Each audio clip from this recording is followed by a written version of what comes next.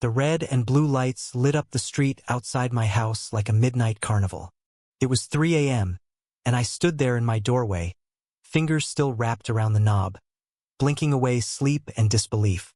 A part of me thought maybe I was still dreaming, because right there on the sidewalk, arms folded and smirk firmly planted on her face, stood Marlene Whitaker, our neighborhood's unofficial, unelected, and wholly unbearable self-appointed HOA enforcer.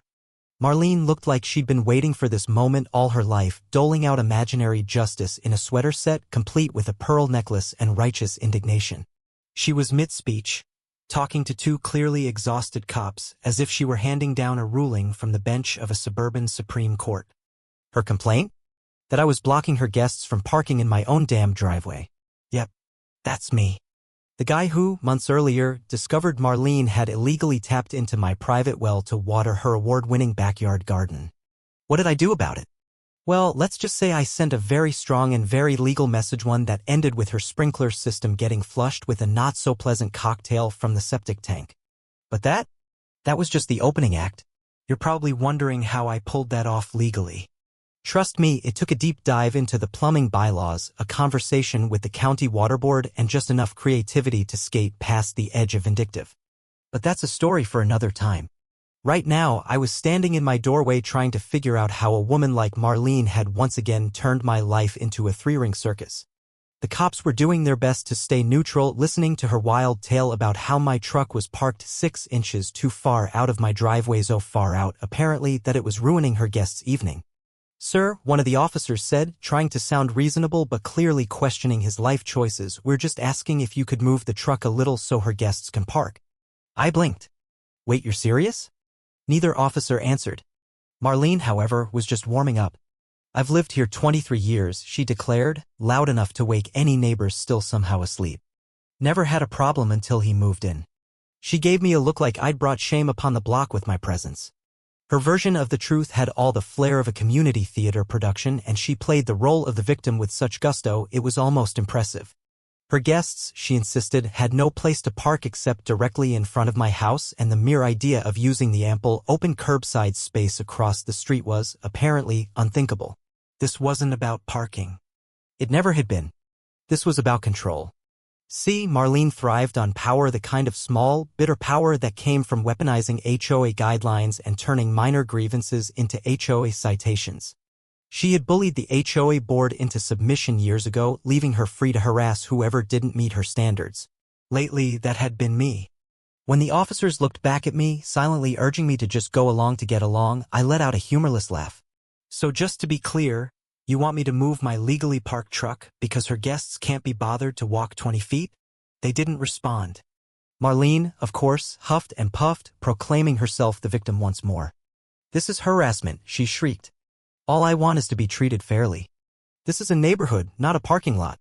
Why should my guests feel like second-class citizens?" And there it was.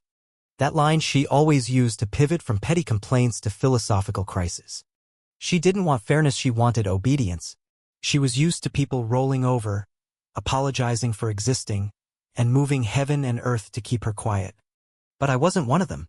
Without saying a word, I gave the officers a polite nod, turned around, and shut the door. Behind me, I could hear Marlene's voice rise another octave. Something about calling 911. Again. Because that's what she did when she didn't get her way escalated. Back inside, I sank into the couch, trying to shake off the absurdity. I wasn't angry. Not yet. I was annoyed, yes. Exhausted? Absolutely. But more than anything, I was preparing. I knew this wasn't going to be a one-off incident. Marlene had declared war. And I was going to win it, be playing her game better than she ever could. The next morning, I checked my phone and, like clockwork, there it was. An email from the HOA board. Another thinly veiled warning about ongoing disturbances and recent incidents. No mention of specifics. Just enough passive-aggressive tone to make it clear who'd filed the complaint. This had become routine.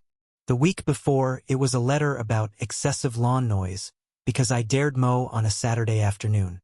Before that, a notice about a structural hazard on my mailbox, a hairline crack, barely visible but apparently catastrophic in Marlene's eyes. I didn't respond to the HOA. Not yet, but I started a file. Photos, dates, times, emails, copies of neighborhood policy. I knew the rules, and I knew that eventually I'd need every bit of evidence to turn the tide. And sure enough, a few days later, it happened.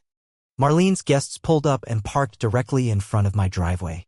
Not beside it, in front of it. Blocked it entirely like it was some VIP valet zone. Perfect. I snapped photos, documented the time, then checked the HOA's parking rules. Clear as day. No vehicle may obstruct another resident's driveway. Period. It wasn't a gray area. It wasn't subjective. And now I had her. I sent an anonymous complaint to the HOA, complete with attachments. Photos, timestamps, the relevant paragraph from the HOA rules. I kept it polite, professional, and vague. 2 days later, I got the response, a request to attend a neighborhood resolution meeting to address concerns between myself and another resident. Marlene, of course. The day of the meeting, I arrived early. I brought everything me evidence. My printed HOA rules. A calm and ready attitude. The board members sat at a long table in their usual robotic formation. And there, at the far end, sat Marlene, wearing her Sunday best and her usual expression of smug superiority. She thought I was going to beg. Thought I'd cave. Thought she was walking into her usual power play. But not today. Marlene launched into her speech, full of practiced grievances and half-truths. He's been antagonizing me since he moved in. Parking where he shouldn't. Ignoring community standards. Making it impossible for me to host guests. She went on. And on. The board listened politely. Then it was my turn. I stood up. Calm. Measured. I started from the beginning: the well water theft, the fabricated violations, the 911 calls over non-issues, and now the parking. I showed them the photos. Showed them the rules. Then I passed around copies of my logs, dates, and times when Marlene's guests blocked my driveway. When I mentioned the anonymous complaint I'd submitted, I saw a flicker of recognition in their eyes. They hadn't expected anyone to turn the tables. This isn't about a truck, I said. This is about one neighbor using the HOA as a personal weapon. And unless it stops, it's going to get worse. Silence. Then one board member cleared his throat and spoke. We appreciate the documentation. It appears there have been some misinterpretations of the parking guidelines. Marlene's face was pale now. Misinterpretations, she repeated, voice high and shaky. Yes, the board member replied. Specifically, repeated violations by your guests. You'll be receiving a written warning, and we'll be monitoring the situation moving forward. It was subtle. It was bureaucratic, but it was a win. When the meeting ended, I didn't gloat. I didn't even look back. I walked out the same way I came in, calm, composed, and in control. That night, Marlene didn't call the cops. She didn't come outside. She didn't send another email. And the next week, the HOA sent her a warning. A real one. Later, I heard from a neighbor that Marlene had been venting about it online, claiming she was being targeted, that the neighborhood was falling apart under her watch. She even hinted at stepping down from her unofficial role as enforcer. That would be the dream. But even if she didn't quit, she now knew one thing for certain. I wasn't going anywhere. And I wasn't playing her game anymore. I was rewriting it. On my terms. And in the end, Marlene learned that sometimes the most effective revenge isn't loud. It's quiet. It's methodical. And it follows the rules better than she ever could. For